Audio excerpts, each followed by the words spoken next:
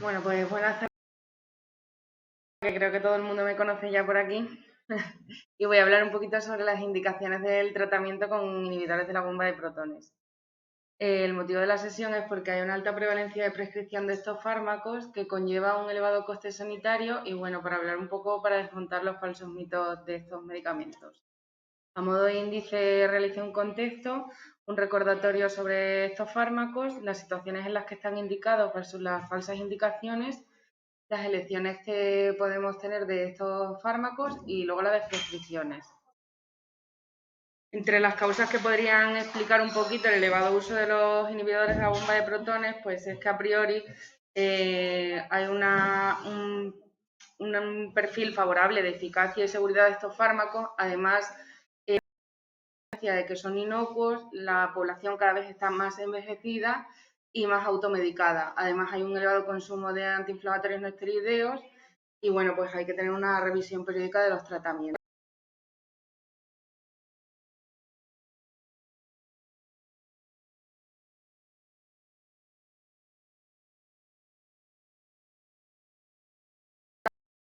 Según los criterios de indicación de las agencias reguladoras de los medicamentos y las guías de prácticas clínicas. Y todo eso lleva a un elevado gasto farmacéutico y se han realizado numerosos estudios para hacer una monitorización de los indicadores de calidad de la prescripción de estos fármacos. Es importante tener en cuenta también que pueden plantear problemas de seguridad que pueden ser potencialmente graves.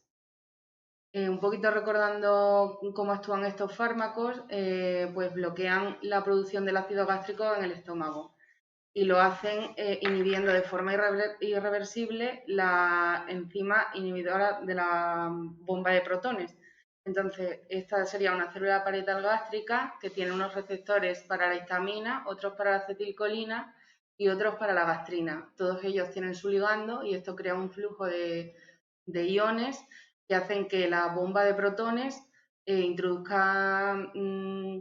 saque potasio, introduzca hidrogeniones y crea el ácido gástrico que se segrega al estómago. Entonces, como la inhibición enzimática es irreversible, pues el efecto terapéutico es mucho más amplio que lo que cabría esperar con una semivida biológica del medicamento, por lo que solamente se puede aplicar una vez al día, se puede administrar una vez al día el medicamento. En España existen 5 inhibidores de la bomba de protones comercializados, que los he puesto por orden de comercialización, que todos conocemos. Y bueno, las indicaciones de estos fármacos principalmente son las 5 de arriba, que serían en la úlcera de estómago o de duodeno, en la erradicación de la infección por Helicobacter pylori, en una prevención de la úlcera gástrica en consumo de AINES de forma prolongada, pero sí que es verdad que se utiliza cuando el paciente tiene antecedentes personales de úlcera gástrica o bien un tratamiento concomitante con aspirina o glucocorticoides.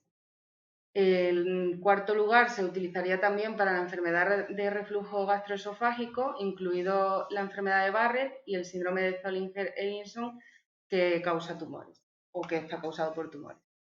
Y bueno, un poquito los falsos mitos de las indicaciones de la bomba de protones, pues aquí, y supongo que en todos los centros de salud vienen los pacientes demandando que le pongamos un protector de estómago.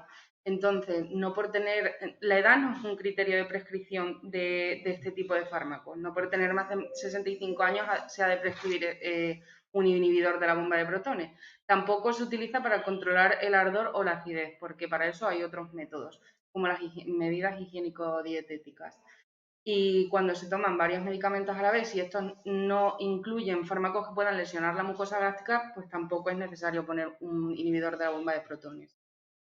En cuanto a la elección de los inhibidores, pues estas son las indicaciones principales que son las que he dicho anteriormente. Y bueno, pues hay una duración del tratamiento bien definida que una vez pasa ese tiempo de tratamiento y si el paciente está asintomático y la enfermedad ha remitido, pues no sería necesario alargar en el tiempo un tratamiento con inhibidores de la bomba de protones. Y bueno, en cuanto a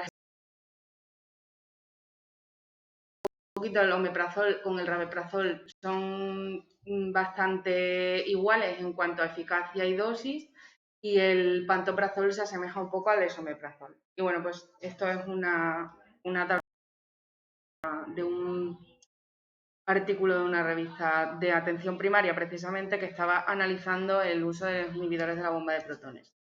Y esta también es del mismo artículo. Entonces, cuando viene un paciente a la consulta demandando un inhibidor, pues lo que hay que tener en cuenta es un tratamiento individualizado para cada paciente y hay que tener también en consideración qué tipo de tratamientos está tomando ese paciente, porque hay muchas veces que el inhibidor de la bomba de protones, aunque parezca inocuo, pues no lo es y tiene interacciones con diferentes fármacos. Por ejemplo, en este estudio se vio que en el 20% de los pacientes interaccionaban el metabolismo hepático junto con las benzodiazepinas, pero no lo era así para el lorazepam y el oxazepam. Y con el clopidogrel también hay numerosos estudios que esto daría para otra sesión clínica, lo que pasa es que no hay tiempo para hacerlo en esta, que hay muchísimas interacciones con el inhibidor de la bomba de protones. Entonces, el más seguro para prescribirlo con esto fue con el pantoprazol.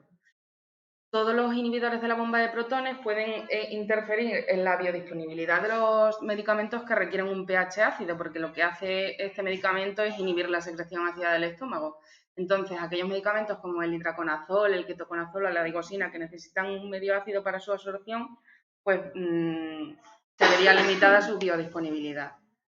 En estos medicamentos también pueden reducir el efecto de otros tratamientos como los anticoagulantes, las benzodiazepinas o la atención primaria, entonces hay que tenerlo en cuenta.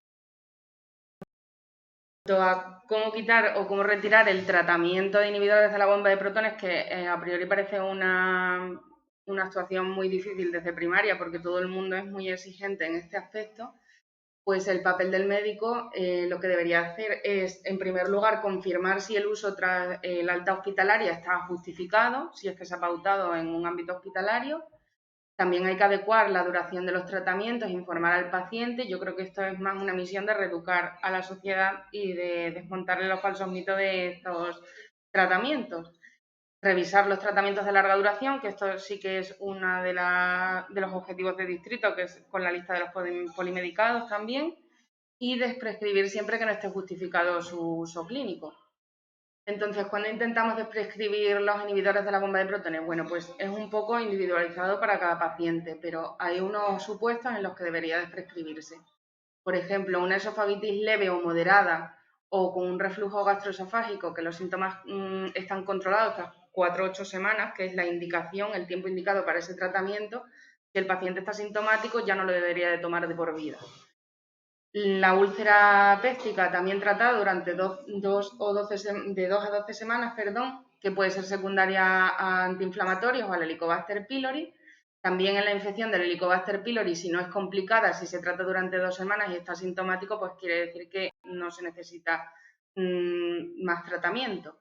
Y los síntomas del tracto gastrointestinal superior sin endoscopia, si está sintomático durante 3 días seguidos, tampoco sería necesario el uso de inhibidores de la bomba de protones.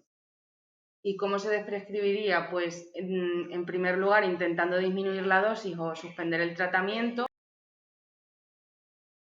que tengan síntomas no de forma continua, reevaluar a las 4 o 12 semanas si persisten estos síntomas, pues es lo que explicaba antes, no para una clínica de pirosis se necesita obligatoriamente un inhibidor de la bomba de protones. También se puede tratar en primer lugar con medidas higiénico-dietéticas, ¿no? Entonces hay que explicarle al paciente cuáles pueden ser, como por ejemplo no comer 2 o 3 horas antes de acostarse, elevar la cabecera de la cama, perder peso, bueno, todas esas medidas que ya conocemos.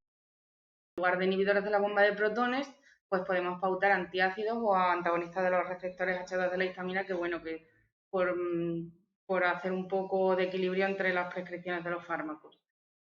Y si los síntomas persisten tras 3 o 7 días, interfieren en las actividades básicas de la vida diaria del paciente, pues habría que valorar si este paciente tiene una infección por Helicobacter pylori y tratarla, porque entonces no solamente se necesitaría el inhibidor de la bomba de protones, sino los 3 antibióticos que ya conocemos.